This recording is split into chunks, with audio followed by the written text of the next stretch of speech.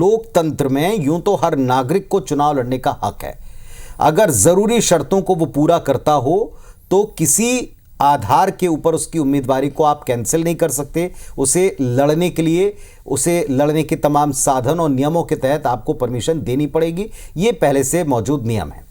लेकिन जब बात मध्य प्रदेश में लोकसभा चुनाव और पार्टियों के परफॉर्मेंस की जाए तो एक बात साफ है कि मध्य प्रदेश की जनता दो दलों के जो सिद्धांत को मानती है, या तो बीजेपी या तो फिर कांग्रेस पार्टी। वोटर्स के इसी नजरिए के चलते यहां किसी क्षेत्रीय यानी रीजनल पार्टी को कभी फलने फूलने का मौका नहीं मिला है। बड़ा सवाल ये होता है कि आखिर ये छोटे दल निर्दलीय बीजेपी और कांग्रेस का गणित बिगाड़ क्यों नहीं पाए, अब तक इन्हें सपोर्ट क्यों नहीं मिला।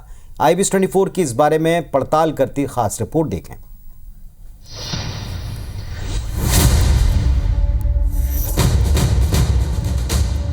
MP में चुनावी दंगल, छोटे दलों का अमंगल, बीजेपी कांग्रेस में फाइट, बाकी की जमानत जब्त।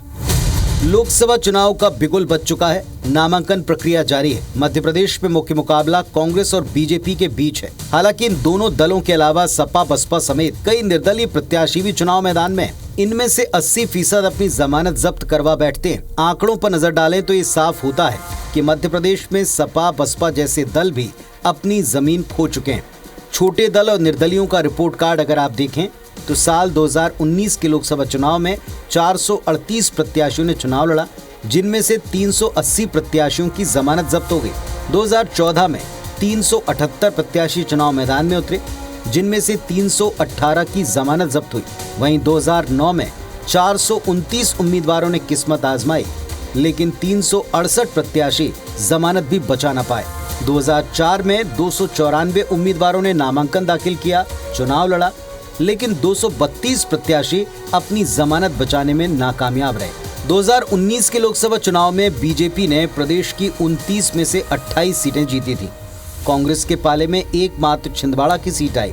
सपा और बसपा का कोई प्रत्याशी जमानत तक बचा न पाया, जबकि इसके लिए वैध मतों का 6वां हिस्सा यानी 16.66% हासिल करना जरूरी होता है। कांग्रेस और बीजेपी दोनों ही दल इसे मध्य प्रदेश में लोकतंत्र की खूबसूरती बताते हैं। मध्य प्रदेश की जनता बड़ी विचारशील विचारवान रही है। कभी भी उन्होंने राजनीतिक अवसरवादी और चुनाव के समय प्रकट होने वाले दलों को कभी भी उन्होंने अपना आशीर्वाद नहीं दिया, और पुनः मध्य प्रदेश की जनता यही रिकॉर्ड को बनाए रखेगी। लोकतंत्र के लिए मैं इसे शुभ मानता हूँ। 5-5, 10-10, 50-50 वोटों से उम्मीदवार हारते हैं, और वो सिर्फ शौक मिटाने के लिए जो लोग लड़ते हैं उनकी वजह से हारते हैं। तो मान्यता प्राप्त राजनीतिक दल ही राजनीतिक समर में मैदान में रहे तो बेहतर होगा। मध्य प्रदेश में केवल लोकसभा चुनाव में ही ऐसा नहीं होता, बल्कि विधानसभा चुनाव के दौरान भी जनता बीजेपी और कांग्रेस पर ही भरोसा करती आई है। जानकार मानते हैं कि मतदान के समय जनता अपने वोटों का बिखराव नहीं चाहती। केंद्र में सरकार बनाने में सक्षम पार्टी को वोट देती है, ताकि सरकार बनाने के लिए कोई जोड़ तोड़ न करना पड़े। विवेक पटैया, IBC 24, भोपाल।